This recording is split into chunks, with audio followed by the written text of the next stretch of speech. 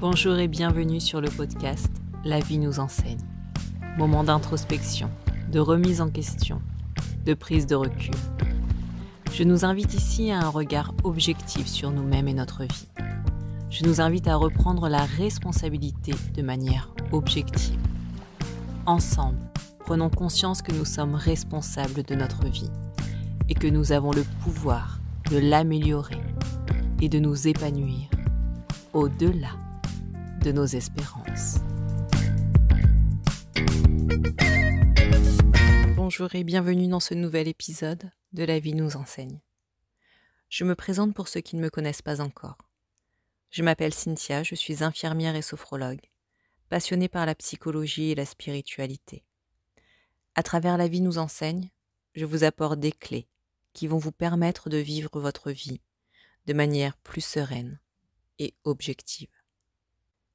Après avoir exploré dans l'épisode précédent le lien entre les émotions et les maladies du corps, aujourd'hui, on va plonger dans une autre dimension essentielle. Comment notre environnement social influence nos émotions et par extension, notre quotidien. Nos relations, qu'elles soient professionnelles, amicales ou familiales, ont un impact profond sur notre santé émotionnelle. Pour moi, il était important d'aborder cet aspect parce qu'il complète vraiment ce qu'on a vu pendant le dernier épisode.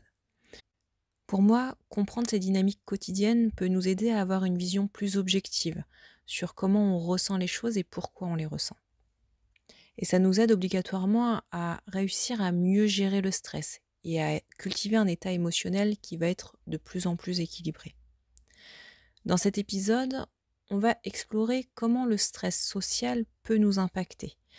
On va discuter des moyens d'influencer positivement notre environnement et introduire des enseignements de la philosophie stoïcienne, comme à mon habitude, pour mieux vivre les interactions que nous avons dans le quotidien.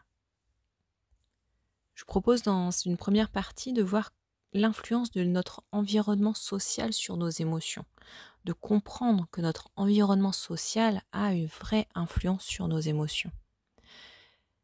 Tous les êtres humains sont fondamentalement des créatures sociales. Si un humain est laissé tout seul dans un endroit, il déprime. Si un bébé humain n'a pas l'attention, l'affection d'une personne pour s'occuper de lui, il va se laisser mourir, il va se laisser dépérir. Nos interactions quotidiennes ne font pas exception à ça.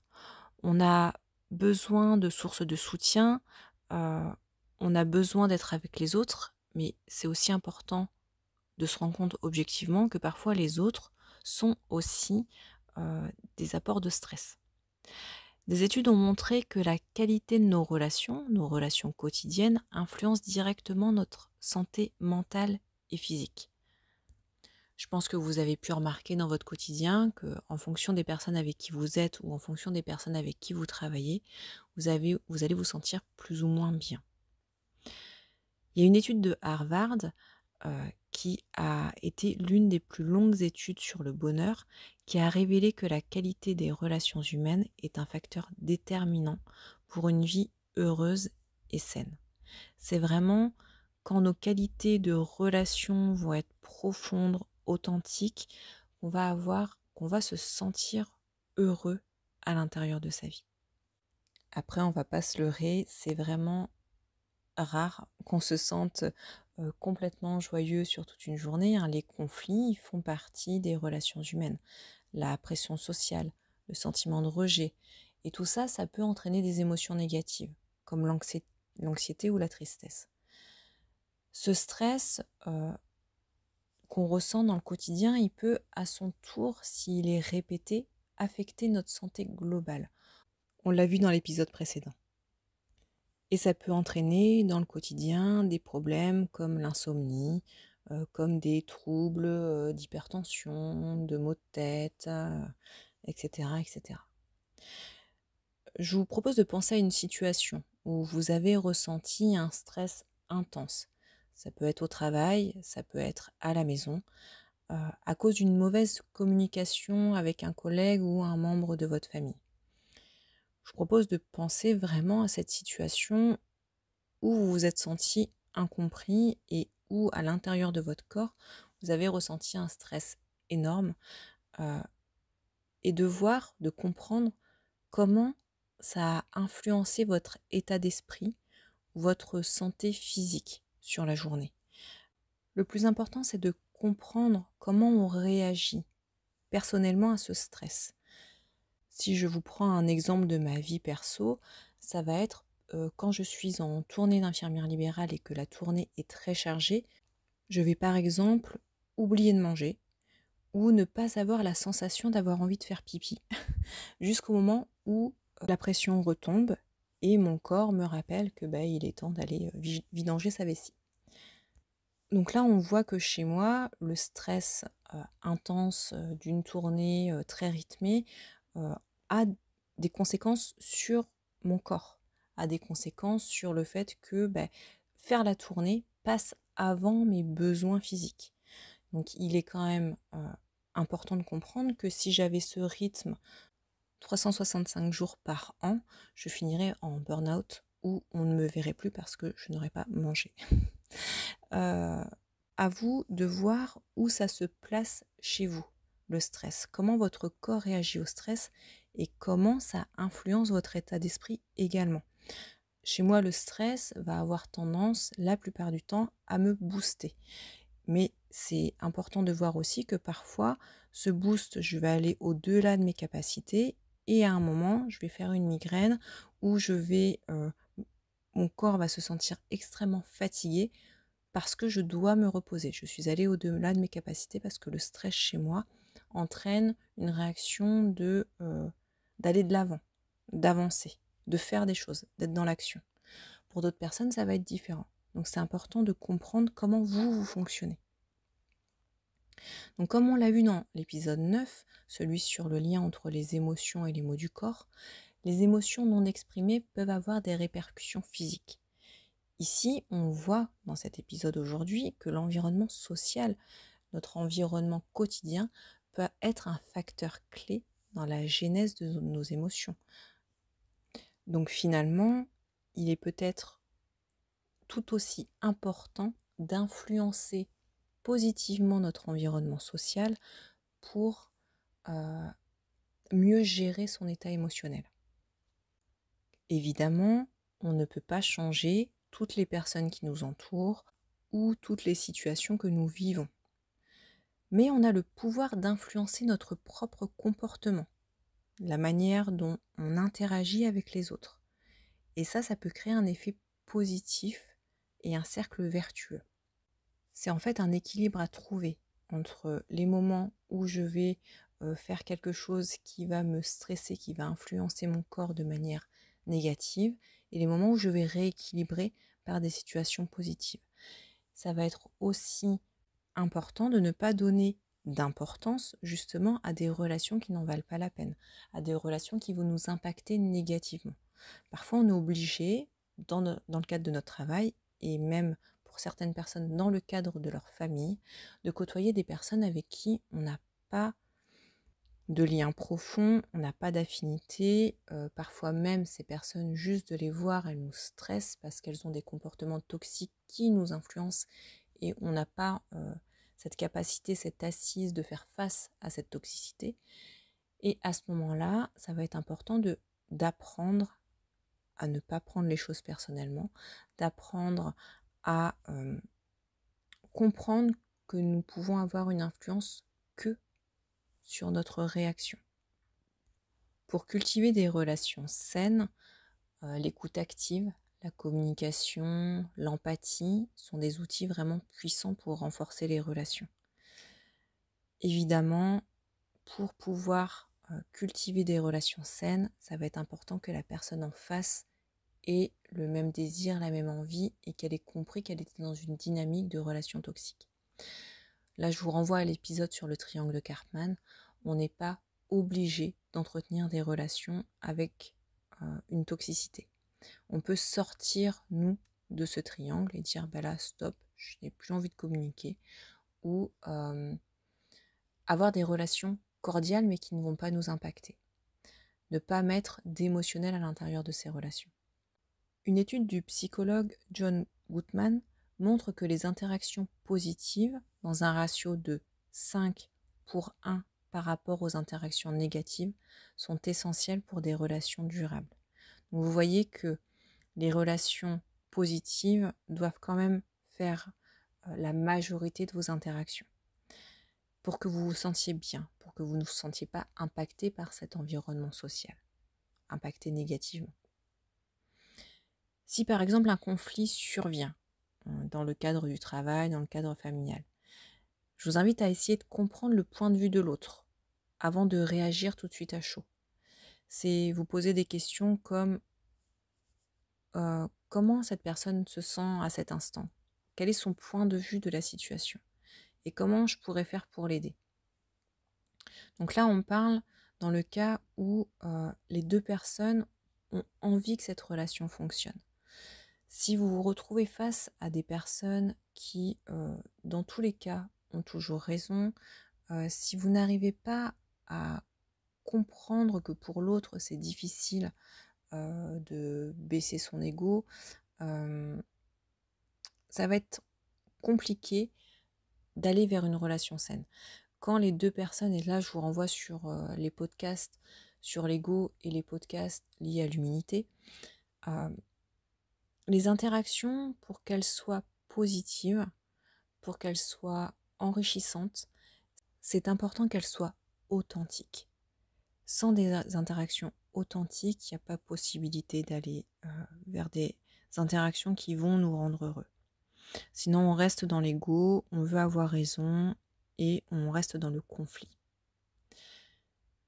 Donc c'est vraiment d'aller dans cette communication non violente, une communication empathique de qu'est-ce que ressent l'autre, comment je peux aller dialoguer avec cet autre qui peut être dans son ego mais qui ne s'en rend pas compte. Donc là, évidemment, je ne parle pas des personnes qui ont des relations constamment toxiques, qui vont avoir une communication constamment toxique, même si des fois elles ne s'en rendent pas compte. Quand c'est comme ça, je vous invite à sortir de la relation ou à ne pas vous impliquer émotionnellement. Sinon, c'est vous qui allez sans cesse vous remettre en question et ne pas avancer. Parce que au final, l'intention intrinsèque à une personne qui cherche à comprendre quelqu'un qui parle de manière toxique, qui a des interactions toxiques, ça va être très très souvent j'ai peur de ne pas être aimée, donc je vais continuer à être en interaction avec une personne toxique parce que j'ai peur de me faire abandonner, de ne pas être aimée, de me faire rejeter. Donc là, c'est à vous poser les questions pour quelles raisons vous restez à entretenir émotionnellement des relations toxiques. Donc, pour les relations toxiques, ça va être de les limiter, évidemment. Donc, il est nécessaire de poser des limites. Si une relation est source constante de stress ou de négativité, ce que je vous invite à faire, c'est de prendre de la distance. Parfois, c'est pas simple, parce que ce sont des personnes de notre famille qu'on côtoie, des personnes avec qui on peut vivre, ce sont des personnes que l'on voit au travail avec qui on est obligé d'interagir. Donc, ça ne veut pas dire couper les ponts obligatoirement, mais plutôt, comme je vous disais, se protéger émotionnellement, c'est-à-dire ne pas aller interagir avec de l'émotionnel. S'il y a de l'émotionnel qui se manifeste, à ce moment-là, c'est d'aller voir à l'intérieur de vous, dire ok, là ça me déclenche. Ça me déclenche de la colère, ça me déclenche de la tristesse, ça me déclenche de l'incompréhension. Qu'est-ce que ça vient dire sur moi? Et je vous dis très généralement, comme je vous ai dit avant, c'est une peur de ne pas être aimé, de se faire rejeter, de se faire abandonner. Donc là, c'est à vous à travailler sur vous pour arrêter ou en tout cas ressentir dans une moindre mesure ces émotions négatives. Par exemple, dans une relation qui est quasiment constamment toxique, vous pouvez dire « je respecte ton point de vue, mais je préfère qu'on en parle plus tard » ou « je préfère qu'on en reste là ». Et ça va être important de vraiment respecter le point de vue de l'autre, même si le point de vue de l'autre est totalement, peut-être, vous pouvez penser débile pour vous ou totalement incompréhensible sur le moment. C'est, vous savez, il y a une histoire, je ne sais pas si vous l'avez déjà lu, c'est comme un petit conte d'un âne et d'un tigre et je crois que cette âne et ce tigre vont voir un éléphant. Bref, on s'en fiche des personnages, mais le- l'âne n'arrête pas de répéter à tue-tête l'herbe est bleue, l'herbe est bleue, l'herbe est bleue. Et le tigre lui dit mais non, l'herbe est verte, tu vois bien que l'herbe est verte, etc. Et ils vont voir donc le sage de tous les animaux, donc l'éléphant. Et l'éléphant punit le tigre en lui disant, enfin, et l'âne est tout content en disant ah oui l'herbe est bleue, l'herbe. Et le tigre ne comprend pas pour quelle raison l'éléphant l'a puni lui et pas l'âne. Et en fait il lui explique que lui en tant que tigre est beaucoup plus intelligent, a beaucoup plus de capacités que l'âne, et en restant à discuter avec une personne qui n'a pas la capacité de compréhension, à vouloir expliquer les choses, à avoir raison, en fait c'est lui qui rabaisse ses capacités et son énergie. Et en fait c'est une leçon pour expliquer qu'il n'est pas nécessaire de perdre son temps, son énergie dans des relations émotionnelles qui n'en valent pas la peine, dans des concours d'ego qui n'en valent pas la peine. Et ce que je vous propose en fait, c'est dans votre quotidien de vous créer un environnement social positif. Ça va être de rechercher des relations qui vous élèvent et pas des relations qui vous rabaissent. De vous engager dans des activités, par exemple communautaires, de rejoindre des groupes qui partagent vos valeurs. Toutes ces connexions positives, elles peuvent contrer les émotions négatives liées à des relations plus difficiles que vous pouvez avoir dans le quotidien. Donc c'est vraiment, plus vous allez créer de positif dans votre vie, plus vous allez créer de relations positives dans votre vie, plus vous allez vous sentir bien émotionnellement. Et moins vous allez avoir de conséquences physiques sur votre corps. Je parle évidemment de conséquences négatives physiques sur le corps. Parce que plus vous allez avoir des relations positives, plus il y aura des conséquences positives aussi sur votre corps. C'est ça qui est important. Je vous propose d'aller regarder un petit peu dans les enseignements de la philosophie stoïcienne. La philosophie stoïcienne nous enseigne qu'on ne peut pas contrôler les événements extérieurs, mais seulement notre réaction face à ces événements. Et ça nous invite à déplacer notre attention sur ce qui dépend de nous. Par exemple, si un collègue critique votre travail, vous pouvez choisir de réagir avec calme en vous concentrant sur ce que vous pouvez améliorer, plutôt que de laisser la colère prendre le dessus. Dire oui, c'est injuste, j'ai passé du temps dessus, etc. Pourquoi il critique mon travail? Et peut-être d'aller voir ce que cette critique peut vous aider à améliorer. C'est-à-dire travailler avec l'ego positif et pas l'ego négatif. Dans cette notion d'humilité, qu'on n'est pas parfait. Pour les stoïciens, il est essentiel de distinguer ce qui relève de notre contrôle, nos pensées, nos actions, et ce qui ne l'est pas.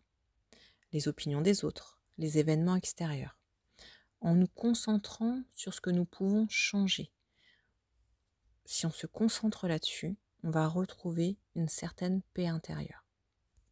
C'est la fameuse phrase de Marc Aurèle, que la force me soit donnée de supporter ce qui ne peut être changé, et le courage de changer ce qui peut l'être, mais aussi la sagesse de distinguer l'un de l'autre.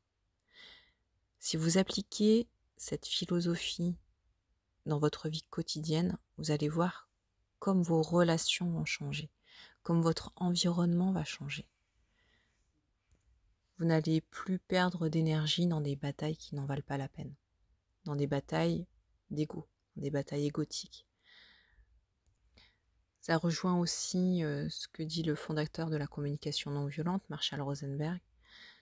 Dans la vie, nous avons deux choix, être heureux ou avoir raison. Et c'est à vous de choisir ce que vous désirez le plus. Tout dans la vie est question de choix. Où est-ce que vous souhaitez placer votre énergie? Qu'est-ce que vous souhaitez entretenir comme relation? Est-ce que vous souhaitez passer du temps à entretenir des relations négatives et qui vont avoir un impact négatif sur vous? Est-ce que vous choisissez d'entretenir des relations positives qui vont avoir un impact positif sur vous? Adopter cette philosophie stoïcienne peut transformer positivement nos interactions. Par exemple, accepter qu'une personne soit de mauvaise humeur dans votre entourage sans se sentir personnellement visé. Ça peut réduire fortement votre stress et favoriser une réaction beaucoup plus constructive. Quand vous arrêtez de croire, et c'est quand même relativement très égotique, de croire que l'humeur des personnes qui sont autour de vous dépend de vous, c'est-à-dire que si votre conjoint, vos enfants, votre collègue de travail est de mauvaise humeur, vous pensez que c'est de votre faute, et quand on regarde les choses de manière objective, pensez que nous avons ce pouvoir sur les choses, sur les autres, sur les choses aussi, est quand même relativement très très égotique. Donc, en regardant les choses différemment, c'est-à-dire que oui, mon conjoint, mon enfant, mon collègue est de mauvaise humeur aujourd'hui, je ne le prends pas personnellement, je ne crois pas que c'est de ma faute, j'enlève cette réaction égotique que le monde tourne autour de moi et que j'ai ce pouvoir sur les autres, me fait regarder la situation de manière neutre. La constatation, c'est que je vois que mon collègue, mon conjoint, mon enfant est dans une humeur plutôt négative. Donc je vais aller lui demander comment est-ce qu'il se sent, comment est-ce qu'elle se sent. Je vais aller lui demander si je peux faire quelque chose pour lui ou elle, si c'est une relation qui me tient à cœur, si vraiment j'ai envie de demander. Et voilà, après ça s'arrête là. La personne dit oui, dit non, et c'est tout. Mais je ne vais pas le prendre personnellement, parce qu'en fait cela ne me concerne pas. Ça ne me concerne pas, c'est une émotion qui appartient à l'autre, c'est un stress qui appartient à l'autre. Si je souhaite interagir avec lui et l'aider et que la personne me dit non, je vais attendre qu'il soit ou qu'elle soit émotionnellement disponible. Je ne vais pas aller m'imposer, aller faire le sauveur. Je vous renvoie au triangle de Karpman, au podcast sur le triangle de Karpman. Et je vais prendre du recul par rapport à tout ça. Je ne vais pas considérer que c'est de ma faute. Je ne vais pas m'en vouloir et je ne vais pas culpabiliser de l'humeur de mon conjoint, de mon enfant ou de mon collègue.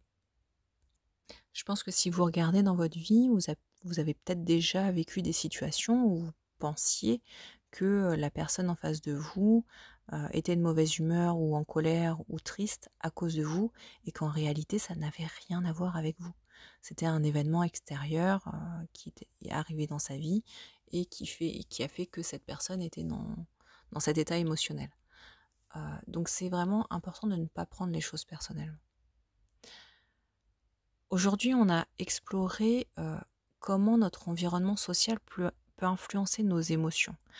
On a vu un peu des stratégies pour améliorer ces interactions, nos interactions sociales quotidiennes, et on a observé comment la philosophie stoïcienne peut nous guider dans notre manière de réagir face aux événements extérieurs.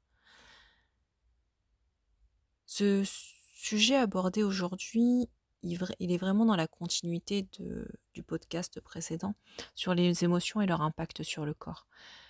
Si on regarde bien, si nos relations influencent nos émotions, alors prendre soin de notre environnement social devient un acte de bien-être global.